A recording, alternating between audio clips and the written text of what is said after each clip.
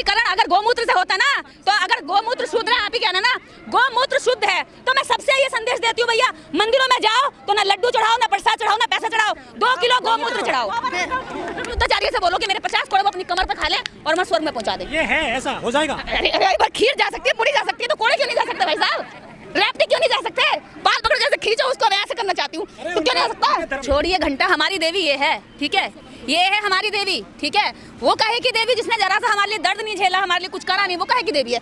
इस देवी ने हमारे लिए दर्द झेला है, इस देवी ने अपने 4 बच्चों को कुर्बानी दी है, और इस देवी ने अपने पति डॉक्टर अंबेडकर को पूरा समर्पित कर दिया समाज के लिए, और ये हमारे हक अधिकार इस देश की, भारत की हर स्त्री के अधिकारों के लिए अपना जीवन लगा गई। तो हर औरत इस देश की इस देवी की कर्जदार है। अगर पूजा करनी तो इसकी करो, सावित्रीबाई फुले की करो, फूलन देवी की करो, फूलन देवी को पढ़ो, फूलन देवी जैसी बनो। भगवान है तो इस देश के अंदर एक भी बलात्कार क्यों होता है? अगर भगवान है तो इस देश के अंदर दलितों के साथ हजारों वर्ष अत्याचार क्यों होता रहा? अगर भगवान था तो डॉक्टर अंबेडकर को स्कूल के बाहर क्यों बिठाया? अगर भगवान है तो मेरे दादा परदादाओं ने हजारों वर्ष इस देश के अंदर अछूत क्यों बना के रखा? उनको शिक्षा से वंचित क्यों रखा? क्यों नहीं आया कोई सा भगवान उतर करके? तो ऐसे फर्जी और दोगले भगवानों को मैं नहीं मानती। मैं भगवान उसको मानूंगी जो सबको समान नजर से देखेगा। अगर बाप और माँ भी भेदभाव करते हैं तो औलाद उनको भी मानना बंद कर देती है, तो फिर भी भगवान है। दूसरा वाला मिठाई का डब्बा मेरे पास लाया, मैंने उसको ये मिठाई नहीं स्वीकार करी, मुझे नहीं खानी, ठीक है। तो उसने मिठाई के डब्बे का क्या करा कि वो घर ले गया, घर लाके क्या किया, उसने अपने बच्चों को खिलाई। अब तेरी भी गाली मैंने नहीं ली भैया, तो तू इन गाली का क्या करेगा? ले जा कहीं भी। तो भैया ये मैं किसी की गालियों का मुझे क्या मतलब? उनके संस्कार, उनकी परवरिश दिखाई देती है कि वो कैसे घटिया लोग हैं, और हमारी बातों से ये पता चलता है कि इस देश के अंदर अंबेडकर की औलादें जो हैं इस देश को बुद्ध में बनाकर छोड़ेंगी।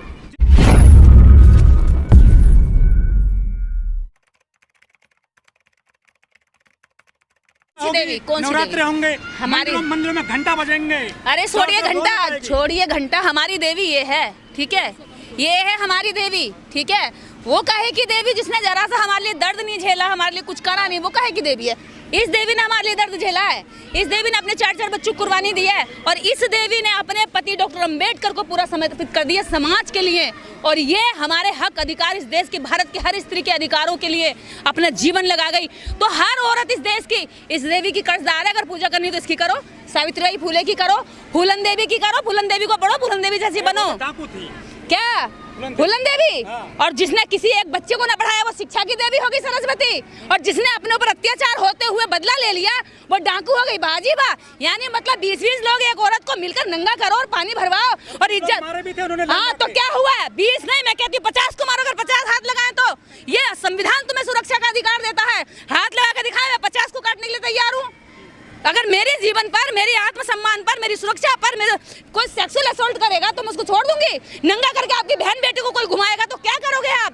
नंगा करके पानी भरवाएगा कुएं से तो आप क्या करोगे? कानून है, जेल है, पुलिस तब कानून था, जेल था, उसके बावजूद फूलन देवी को इसी देश के अंदर सामंतियों ने, सामंतवादियों ने, जातिवादियों ने नंगा करके घुमाया, और गांव के लोग हंस रहे थे, किसी का दम नहीं था। करते हो फिर भी ऐसी बात कर रही हो। संविधान ही कह रहा है, संविधान का आर्टिकल 100 कहता है कि अपनी आत्म सुरक्षा के लिए अगर आपको लग रहा है सामने वाले से खतरा है तो उससे पहले आप उसकी जान ले सकते हैं, ठीक है। संविधान की बात करती हूँ मैं, संविधान की बात कर रही हूँ, और ये संविधान ही आपसे कहता है कीड़े मकोड़े भी अपनी सुरक्षा करने की बात करते हैं। कीड़े मकोड़े भी, एक अगर छोटे से कीड़े को छोटे जीभ पे अगर आप पैर रखोगे तो वो भी पीछे को उठकर अपनी बचाव करने के लिए हाथ फैलाता है, डंक निकालता है, सुरक्षा के लिए, सेल्फ डिफेंस के लिए कोशिश करता है। अरे तो ये समाज इंसान नहीं है क्या?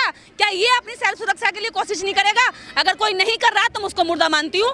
अगर वो अपनी बहन बेटों की इज्जत लुटते हुए आंखों से देख रहा तो मैं उसे नपुंसक मानती हूँ। अगर कोई बहन बेटियों को हाथ चला रहा है तो वो सबसे बड़ा नामर्द है। अगर वो बहन बेटों की इज्जत बचा रहा है, बहन बेटों की लड़ाई लड़ रहा है और बहन बेटों के सम्मान में उतरा हुआ है तो मेरी नजर में वो सच्चा भाई है और सच्चा मर्द है। संकल्प दिवस मनाया है आज आपने बाबा साहब का।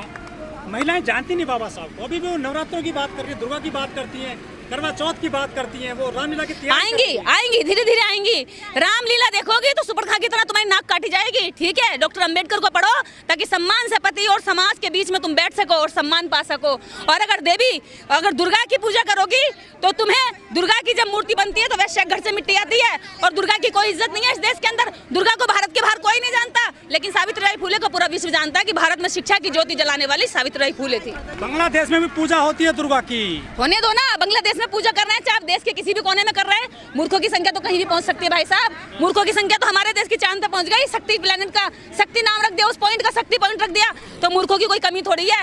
और अगर कोई कहता है कि मैं मूर्खता के साथ अपना जीवन जीना चाहूंगा तो उसका कुछ नहीं हो सकता। लेकिन अगर कोई कहता है कि मैं अपने जीवन को सफल बनाना चाहता हूँ, रास्ता ढूंढ रहा हूँ आगे बढ़ने का, तो उसके लिए डॉक्टर अम्बेडकर का रास्ता है, बुद्ध का मार्ग है, वो चले और आगे अपना जीवन अच्छा बनाए। आप महिलाओं को ऐसी शिक्षा दे रही है जिसको धर्म से हट जाएं, हिंदू धर्म के खिलाफ बोलती हैं। अधर्म से हटा रही हूँ भाई साहब, मैं अधर्म से, मैं धर्म की ओर ले जा रही हूँ। अधर्म, अब आप बताइए कि आप किसी की आरती करके ये सोच रहे हैं कि मेरा 4 लाख का 50 लाख का मकान बन जाएगा, तो ऐसा कभी हुआ है मेरे भाई? आप ये सोच रहे हैं मेरा बच्चा स्कूल जाए ना और नौकरी लग जाए, तो ऐसा कभी हुआ है मेरे भाई? आप अस्पताल जाए ना, दवाई खाए ना और सोचे कि मेरा आदमी बीमारी से पीड़ित है और वो ठीक हो जाए, ऐसा हुआ है कभी मेरे भाई? दुआ में ताकत होती है। कौन सी दुआ? दुआ और बद्दुआ, अगर इनमें ताकत होती तो इस देश के अंदर फार्मेसी कंपनियां बंद माँ करेगी बेड़ा पार। कौन सी माँ? अरे उस माँ के पैर छू ले जिसने पैदा करा, उसके तो पैर छूते ना। अरे ये 9 हाथों वाली के पैर छूते। अरे जिसने तुम्हें पैदा करा उसके पैर छुए, वो है असली देवी। जिस बाप ने तुम्हें बड़ा करने के लिए, बढ़ाने के लिए अपने हाथों से रात दिन मेहनत करी, तुम्हें मकान बना के दिया, वो है तुम्हारा असली देवता। उसके पैर छुए, उसके पैर नहीं छूते। कर रहे हैं पहाड़ों में देवियों की, पागल है? पागल है, बिल्कुल पागल है। अपने बाप अपने माँ को छोड़कर अगर पत्थरों के पीछे भाग रहे हैं, कॉलोनियों से, हाँ, तो गिर के भी तो मरना है फिर। ठीक है, वहाँ गिर जाते हैं, कोई देवी मैया नहीं बचाने आती। अरे उसके पीछे भाग रहा है जिसके प्रसाद में मांस था, मछली का तेल था, उसे खुद भगवान को नहीं पता कि मेरे लड्डू में जो है मांस और मीट खिलाया जा रहा है। और वो गधे खा रहे हैं खूब भैया, जो यूँ कहते जी हम तो लहसुन भी नहीं खाते, हमारे तो प्याज भी नहीं खाई जाती, और वो शौक से जो है लड्डू में मच्छी का तेल खा रहे हैं, बीफ खा रहे हैं। तो ये ऐसे वो लोग हैं जो कहते हैं कि हमारे मंत्रों में बड़ी शक्ति हुआ करती थी, मंत्र मारते थे भस्म हो जाते थे। लेकिन आज मंत्र नहीं मारते, आज तो भैया थाने में जाते हैं भागकर। अगर दम है तो मंत्रों से सारा काम करो। बाबा साहब डॉक्टर अम्बेडकर के संविधान के तहत चल रहे थाने और कोर्ट में क्यों बैठे हो? जाओ ना, जाकर के सिर्फ पूजा पाठ करो। कर रही है, मंत्रोच्चार चल रहा है, वो फल चढ़ा रहे हैं, फूल चढ़ा रहे हैं, और जो वो गोमूत्र गंगा जल से शुद्ध किया जा रहा है। सब शुद्धिकरण अगर गोमूत्र से होता ना, तो अगर गोमूत्र शुद्ध है, आप ही कहना ना गोमूत्र शुद्ध है, तो मैं सबसे ये संदेश देती हूँ भैया, मंदिरों में जाओ तो ना लड्डू चढ़ाओ, ना प्रसाद चढ़ाओ, ना पैसा चढ़ाओ, 2 किलो गोमूत्र चढ़ाओ, 2 लीटर गोमूत्र चढ़ाओ। भाई शुद्ध है ना भाई, ये शुद्ध है ना। बीमारी के लिए है वो तो। अरे भाई भगवान बीमार नहीं पड़ते, तिरुपति बालाजी पड़ गए, राम पड़ गए। जब भगवान है तो लड्डू का क्यों नहीं पता लगा पाए? भगवान के लड्डू में वो बीफ खा रहे हैं। भगवान है तो क्यों नहीं पता लगा पाए? भगवान है तो इस देश के अंदर एक भी बलात्कार क्यों होता है? अगर भगवान है तो इस देश के अंदर दलितों के साथ हजारों वर्ष अत्याचार क्यों होता रहा? अगर भगवान था तो डॉक्टर अम्बेडकर को स्कूल के बाहर क्यों बिठाया? अगर भगवान है तो मेरे दादा परदादाओं ने हजारों वर्ष इस देश के अंदर अछूत क्यों बना के रखा? उनको शिक्षा से वंचित क्यों रखा? क्यों नहीं आया कोई सा भगवान उतर करके? तो ऐसे फर्जी और दोगले भगवानों को मैं नहीं मानती। मैं भगवान उसको मानूंगी जो सबको समान नजर से देखेगा। अगर बाप और माँ भी भेदभाव करते हैं तो औलाद उनको भी मानना बंद कर देती है, तो फिर भी भगवान है, धोखेबाज भगवान है। बाबा बहुत लाइमलाइट हो गए हैं, अनुद्धाचार्य कह रहे हमें खाना खिलाओ, आपके पूर्वज खाएंगे स्वर्ग में। हाँ, मेरे पूर्वज स्वर्ग में खाना खिलाने से, स्वर्ग में अगर तुम्हें खाना खिलाने स्वर्ग में मेरे पूर्वजों को जाएगा, तो अनुरुद्धाचार्य मैं 50 कोड़े तुम्हारे कमर पे दबाना चाहती हूँ, और मेरे ये 50 कोड़े ना मेरे दादाजी को जरूर भेजना। मेरे दादाजी ने मेरे पापा की जमीन बेची, उन्हें कंगाल कर गए, और मेरे पापा सीधे थे, और वो बदला मैं अब लेना चाहती हूँ। तो अनिरुद्धाचार्य से बोलो कि मेरे 50 कोड़े वो अपनी कमर पे खा लें और मैं स्वर्ग में पहुँचा दें। ये है, ऐसा हो जाएगा। अरे एक बार खीर जा सकती है, पूरी जा सकती है, तो कोड़े क्यों नहीं जा सकते भाई साहब? रैप्टी क्यों नहीं जा सकते? बाल पकड़ जैसे खींचो उसको, मैं ऐसे करना चाहती हूँ, तो क्यों नहीं हो सकता? दरबार में हजारों लोग जाते हैं रोजाना। अरे भैया मैं ये कह रही हूँ, मूर्खों की संख्या 1000 में क्या लाखों में हो सकती है। आपके यहाँ कितने लोग आए आज बताओ? 50, 60, 100 लोग। जंगल में शेरों की संख्या कितनी होती है? भेड़ और बकरियां ज्यादा होती हैं और शेरों की संख्या कम होती है, समझे?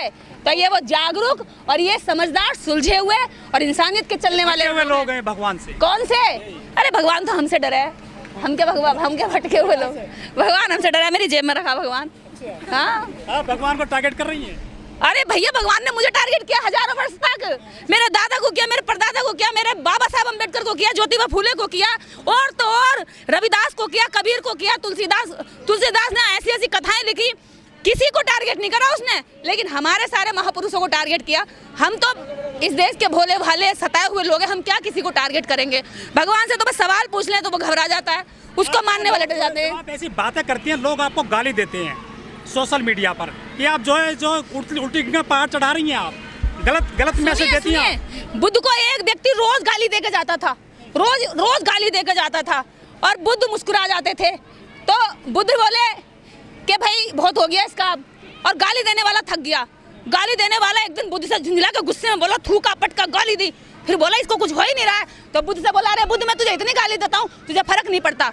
तो बोला देखो अभी एक व्यक्ति दूसरा वाला मिठाई का डब्बा मेरे पास लाया, मैंने उसको ये मिठाई नहीं स्वीकार करी, मुझे नहीं खानी, ठीक है, तो उसने मिठाई के डब्बे का क्या करा कि वो घर ले गया, घर लाके क्या किया उसने अपने बच्चों को खिलाई। अब तेरी भी गाली मैंने नहीं ली भैया, तो तू इन गाली का क्या करेगा, ले जा कहीं भी।